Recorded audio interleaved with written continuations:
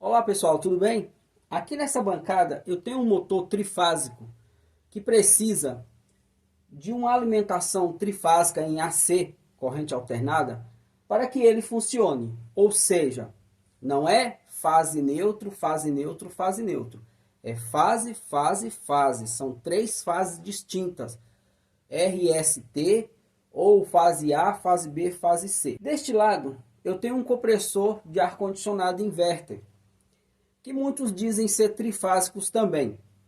O compressor de ar-condicionado inverter, ele tem três bobinas com fechamento em estrela, funciona através da alimentação vinda deste componente aqui, que chama-se IPM. O curioso disso tudo é que o IPM é alimentado apenas com uma fase, ou seja, um positivo e um negativo, corrente contínua. 310 volts geralmente, se a placa for 220. A questão é, como é possível um componente receber apenas uma fase, um positivo e um negativo, e fazer rodar um compressor com três bobinas com fechamento em estrela, quando na verdade, em tese, deveria ter três fases distintas? Como que ele faz isso? Você quer aprender? Bom, então vamos lá, pessoal. Eu prometo que da próxima vez que você se deparar com um ar-condicionado inverter, você vai ver ele com outros olhos, tá? Porque todo mundo tem medo daquilo que não conhece, do desconhecido, né? Do que parece ser complicado, do que é novidade. Estou falando novidade, não que o ar-condicionado inverter seja novidade, mas para muitos que estão chegando na profissão de instalador e técnico de ar-condicionado, reparador, para ele é novidade, né? É uma tecnologia que ele está explorando, ele está pesquisando, ele está buscando conhecimento. Então, da próxima vez que você se deparar com um ar-condicionado inverter, eu tenho certeza que você vai ver com outros olhos, tudo bem? Depois eu vou explicar com riqueza de detalhes tudo isso aqui que vocês estão vendo, tá? Por enquanto, se concentrem nessa explicação. Essa é uma placa de ar-condicionado inverter. A marca não vem ao caso nesse momento. Até porque isso daqui é como um caminhão de japonês. Viu um, viu todos.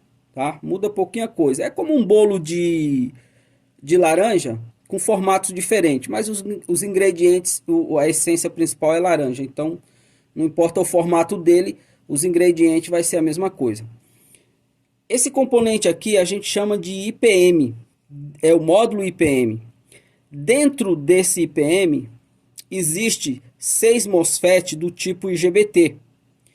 São esses 6 MOSFET que enviam o sinal elétrico, né, através desses 3 cabos para o compressor, tá? Isso aqui é representativo, tá? Esses cabos eles não têm função, eles nem aguentariam tocar um compressor desse que eles derreteriam, tá? Só para você entender. O IPM, por sua vez, neste caso aqui, neste caso dessa placa, ele é alimentado por 310 volts, positivo e negativo, corrente contínua, só existe um positivo e um negativo. Não é trifásico, não tem três fases aqui, não tem fase neutro. Nesse caso, são apenas um polo positivo e um negativo. Se a placa fosse 127, aqui não teríamos 310, né? Teríamos em torno de 175, 180 volts, mas também seria polo positivo e polo negativo, sempre. Dentro do IPM existe dois barramentos, dois barramentos. 3 IGBTs estão conectados ao barramento negativo e 3 IGBTs estão conectados ao barramento positivo. Vou mostrar na outra bancada um desenho que eu fiz para a gente entender melhor essa questão aí. Bom, vamos se concentrar nesse desenho aqui. Isso daqui representa o IPM. É óbvio que não consta aqui todos os terminais, porque geralmente, dependendo da marca do tipo do IPM, ele pode ter até 24 terminais, tudo bem? Então aqui é somente os terminais de potência, né, que levam as bobinas do compressor. Eu esqueci de falar também, mas o compressor internamente, dentro do compressor, existem 3 bobinas que estão com fechamento em estrela, assim. Tá? Dentro do compressor existem 3 bobinas que estão com fechamento em estrela. E no compressor, em cima do compressor, você vai encontrar 3 terminais escrito U, V e W. Internamente, cada letra representa a extremidade de uma bobina, tá? Que estão conectadas.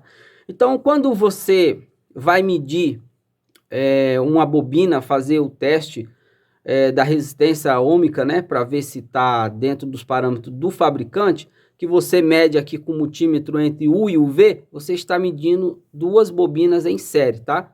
Para qualquer lugar que você for com o multímetro, seja V e W, ou W e U, ou U e V, você estará sempre medindo duas bobinas. Então, naqueles manuais da LG, né, muitos têm aqueles manuais onde ensina, né, a fazer o teste das bobinas do compressor e vai lá dar um resultado na escala ohmica, né? Às vezes, se não me engano, é 2,5 ohm.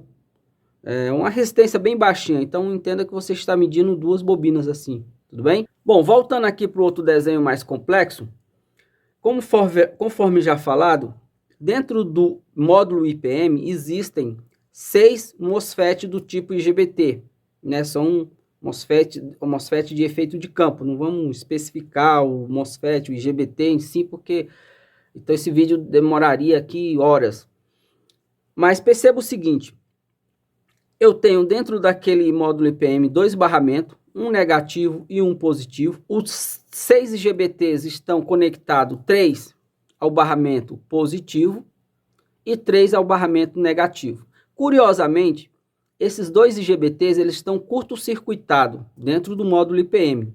Tá? Aqui, ó, positivo e negativo, positivo e negativo, positivo e negativo. E cada um leva através daquele chicote, né, que eu mostrei, aos terminais do compressor.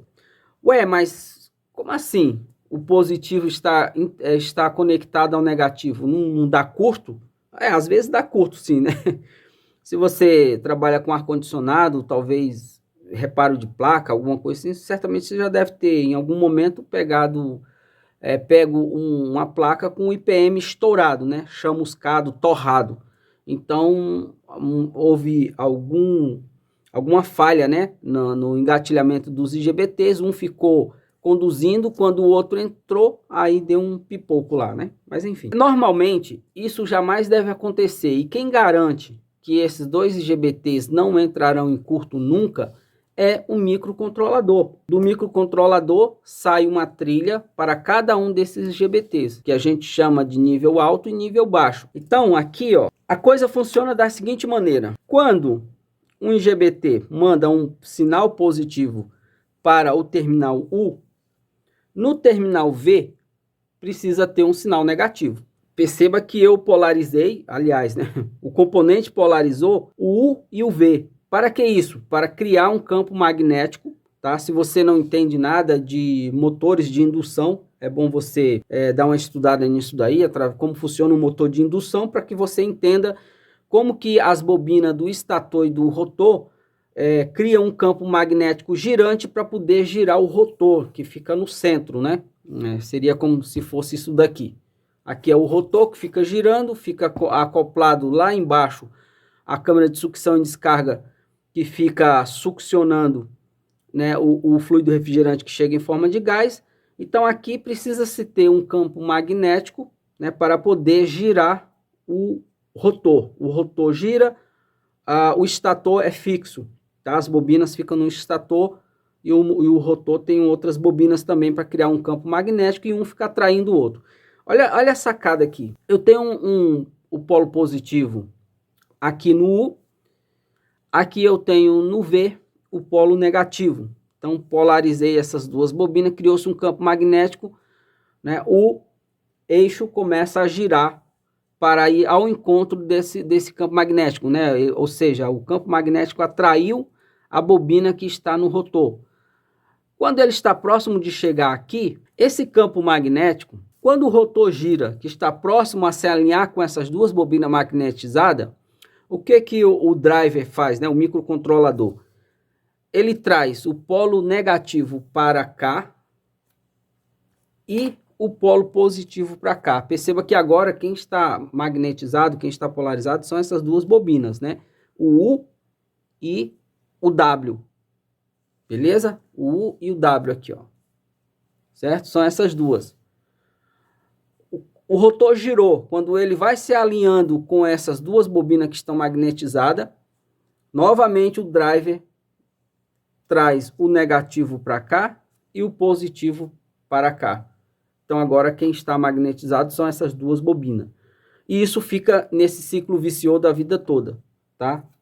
Surge um polo negativo aqui, o positivo aqui, esse vem para cá, esse vem para cá, tipo brincando ciranda, cirandinha. Esse sai daqui, vem para cá, e esse daqui vem para cá. Por isso que cada par de GBT conectado ao positivo e ao negativo, que estão curto-circuitados e comandados independentemente pelo driver, né, pelo microcontrolador, justamente por isso.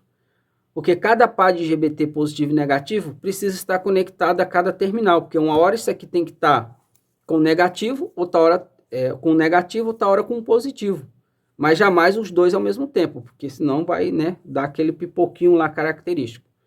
Tudo bem, gente? Eu acho que ficou bem explicado aqui. Ah, e uma questão que às vezes gera polêmica em grupos de refrigeração, essas coisas. Ah, compressor inverter, é trifásico ou não é? Gente, é o seguinte. No meu entendimento e na minha opinião, eu sou eletrotécnico. Modéstia à parte, eu entendo bem de motores, de rede trifásica alternada. Quando você lida, conforme eu falei no início do vídeo, com uma situação trifásica, você está falando de 3 fases distintas.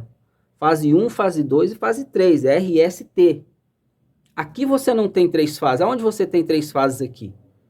Até porque, partindo-se do pressuposto, né, conforme já mostrado, que o IPM ele só recebe um positivo e um negativo. Como que vai vir 3 fases para cá? Da onde vai vir essas 3 fases? Como que poderia ter 3 fases ao mesmo tempo aqui, sendo a mesma? Como iria ter uma diferença de potencial? Como a mesma fase dividida em 3 iria criar um campo magnético, gente? Então, isso daqui não é trifásico, em hipótese alguma. Não é trifásico, tá? Porque perceba que o driver faz com que o mesmo terminal U, por exemplo, uma hora está com polo positivo, outra hora está com negativo. E fica pulando aqui, ó. Igual já expliquei lá na outra página. Tudo bem? Então, tanto é que na própria carcaça do compressor está escrito corrente contínua. Tá? Corrente contínua é corrente contínua. Trifásico são 3 fases distintas. Não é positivo e negativo. Não é fase neutro, fase neutro, fase neutro. Tudo bem? Então, põe isso na cabeça de vocês definitivamente, quem ainda tem dúvida, quem às vezes até debate. Não, mas é trifásico. Se não é trifásico, por que tem 3 fases? Por que não sei o quê? Então é isso, ó. Acontece isso dentro do compressor e ponto final. Não tem 3 fases distintas aqui. Tem positivo e negativo que fica se alternando. Tudo bem? Agora vamos para a bancada, porque eu quero mostrar um IGBT trabalhando com largura de pulso, com PWM, né? Porque aqui nós temos 6 IGBTs trabalhando ao mesmo tempo, né? Dessa forma que eu já falei, né? Microcontrolador que faz com que cada um entre no seu tempo. Só que em uma velocidade, geralmente em 60 Hz, tá? Geralmente não passa disso. Não teria necessidade também. Ah, mas eu ouvi dizer que é kHz. Cara, pelo amor de Deus, se tu for colocar 1 kHz aqui em um compressor, ele vai girar numa velocidade tão grande que o eixo não suportaria, tá? Então esquece isso, ele é um motor de indução como outro qualquer. Tá? A diferença é que essa frequência ela sobe e desce, né? Geralmente ela tem 3 níveis, começa mais ou menos com 30%, 60%, 90%, mas não existe negócio de kHz aqui não, tá, pessoal? A frequência é no máximo 60 Hz. Se passasse disso, com certeza iria girar esse motor de uma forma tão rápida que ele estragaria. É o mesmo conceito de um inversor de frequência. Quem aí trabalha com elétrica, indústria, que já teve a oportunidade de conectar um inversor de frequência a um motor, sabe do que eu estou falando, tá? Não esquece esse negócio de kHz e tal, né? Essas questões de kHz aí já é o microprocessador, já tem a ver com a frequência de trabalho do microprocessador, a velocidade que ele processa as informações, porque esse microcontrolador em específico, ele não cuida só disso, ele cuida da placa inteira. Então, centenas de informações chegam ao mesmo tempo, ele tem que pensar rápido. Aí tudo bem, né? Tem um cristal de clock, coisa e tal, aí tem uma frequência rápida que é para ele, né? Vamos, meu filho, pensa rápido aí, ó. Tá? Imagina você, 6 IGBTs aqui trabalhando de forma que ele jamais pode deixar que 2 entrem ao mesmo tempo. É muita responsabilidade. Enquanto isso, ele tem que cuidar dos sensores de temperatura, da descarga do compressor, sensor de ambiente, sensor de descarga. Ele recebe todas as informações que vêm da evaporadora, né? Se o motor BLDC da turbina está funcionando, a temperatura que está lá no ambiente. Então, tudo isso ele tem que trabalhar. Então, obviamente, a frequência de processamento dele tem que ser alta mesmo. Tá? Mas isso aqui em si, esquece esse negócio de é kilohertz, que não, esquece isso aí, cara. Negócio de mané kilohertz, não existe isso aí não. Beleza? Vamos para a bancada. Como eu já falei para vocês, lá dentro do IPM tem 6 IGBTs. Aqui na protoboard eu tenho um IGBT, tá? Esse IGBT ele é do tipo MOSFET, por efeito de campo, né? Ele é diferente do transistor, que uma outra confusão também que muitos ouvem falar, transistor, transistor do tipo TBJ, transistor do tipo FET, transistor do tipo IPM, do tipo IGBT. Então, assim, basicamente existe dois tipos. Existe o transistor do tipo TBJ, que precisa ter uma corrente na sua base, nem é chamado de gate, é chamado de base. E existe o transistor do tipo FET, que nesse caso aqui engloba o IGBT, que ele não precisa ter uma corrente na base. Na verdade, nem é base, chama-se gate, porque ele aciona, né, o coletor e o emissor através de um efeito de campo. Tá? É um campo magnético, ele tem... Bom, não vamos entrar em detalhe, mas definitivamente não é uma corrente que tem no seu terminal de gate. Tá? Ele recebe uma tensão, 5, 12 volts, cria-se um campo magnético onde ele faz a condução do coletor para o emissor. Tudo bem? E ele tem uma característica muito interessante, esse tipo de MOSFET, né, de efeito de campo, que quando ele é engatilhado, quando ele recebe essa tensão no seu gate, e ele fecha o contato, ele conduz, né? Não é fecha o contato, tá? Porque aqui dentro não existe contatos móveis, como se fosse um contator, tá? É modo de dizer. Quando ele conduz, ele fica conduzindo a vida toda, tá? Ou seja, ele não desliga. Quando ele recebe no seu gate uma tensão e ele conduz, entre aspas, tá? Entre aspas, ele fecha o contato, ele fica a vida toda, o resto da vida.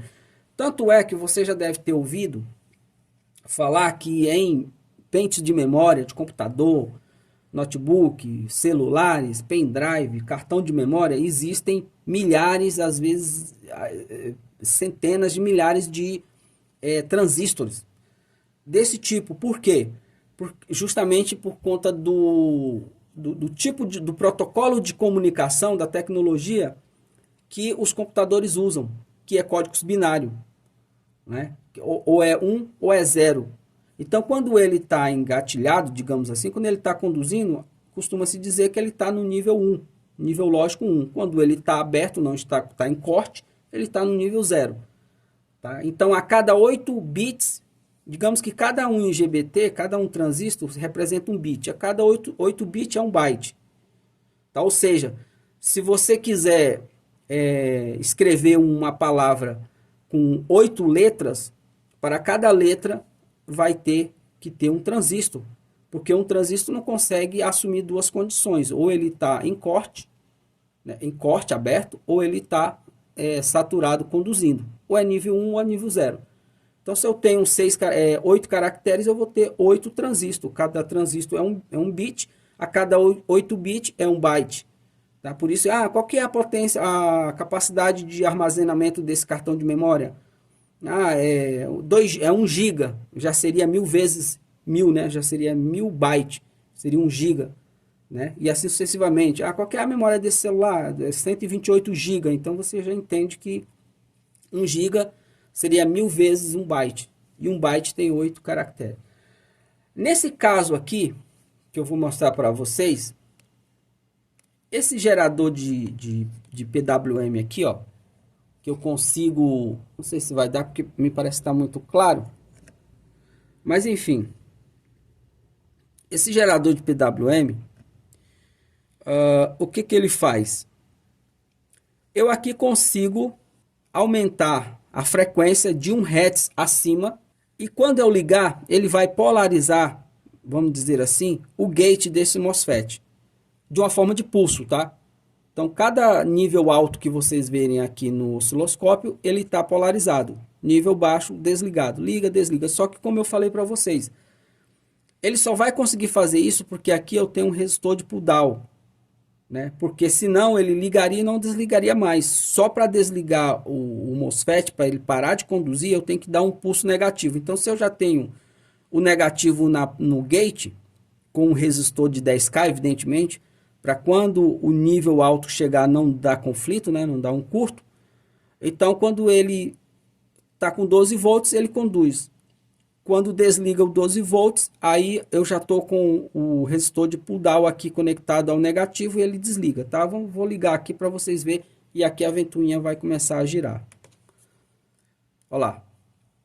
Começou a girar, aqui nós já temos pulso a 1 Hz, ó. Nível alto ligado, nível baixo desligado. E observe o LED aqui, ó. Tá? O LED piscando. Deixa eu ver se melhora aqui. Percebe, ó? Tá 1 Hz. Ligou, desligou, ligou, desligou. Vou aumentar para 2 Hz aqui, ó.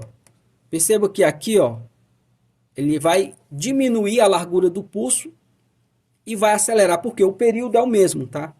O período é o mesmo, por isso que se você pede uma frequência maior dentro do mesmo período, obviamente ele vai ter que fazer bem mais rápido, né? Igual você falar para a pessoa que está aprendendo música, né? Dentro de um determinado tempo. 1, 2, 3, bata 5 vezes, 6 vezes dentro de 1 minuto.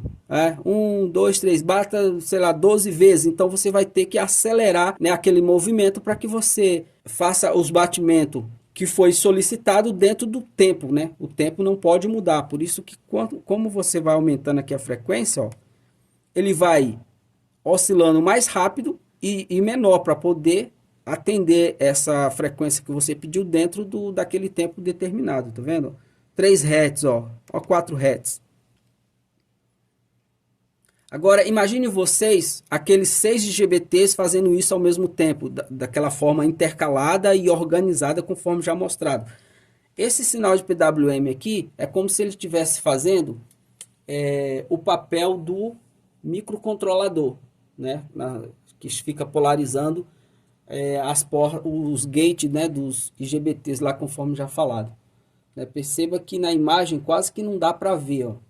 Aqui, ó. Se eu aumentar, vai ficar mais rápido e mais curto ainda os pulsos, né? O sinal PWM, né? Ó, colocar 5 Hz aqui, ó. Viu só? 6 Hz, ó. Quase que não dá para ver, ó. Vou estar diminuindo. Vou estar diminuindo a frequência e ele vai ficar cada vez mais lento, né? Porque a quantidade de pulsos vai ser menor, né? Porque a frequência que foi pedido é muito menor, tá? Então é assim que o driver, né, o microcontrolador acelera e desacelera o compressor, tá? Trabalhando dessa forma, né, em cada IGBT individualmente daquela sequência que já foi falada. Bom, pessoal, como eu já falei, né, não consegui terminar ontem o vídeo, né, já estou terminando hoje. Não é fácil de explicar uma tecnologia dessa, nem tem como explicar dentro num vídeo de poucos minutos, tá? De 10, 15, 20 minutos. Agora, se você quer se especializar no sistema inverter a ponto de identificar qualquer defeito nas placas e consertar, é importante que você saiba que eu tenho um treinamento com 230 videoaulas, 2 anos de acesso, o dobro do vídeo lá da concorrência, do curso lá da concorrência, né? Lá é só 1 ano, aqui são 2 anos. E o que é melhor, lá você vai pagar quase R$ 2.000, aqui você não vai pagar nem 1/4 disso. Acho que menos que isso. Praticamente o valor do meu treinamento com 2 anos e 230 videoaulas práticas na bancada. Com o preço de uma parcela do curso do concorrente, você paga o meu e ainda sobra dinheiro. E olhe lá, eu acredito que ainda sobra dinheiro. Tá? O link eu vou deixar aqui na descrição desse vídeo.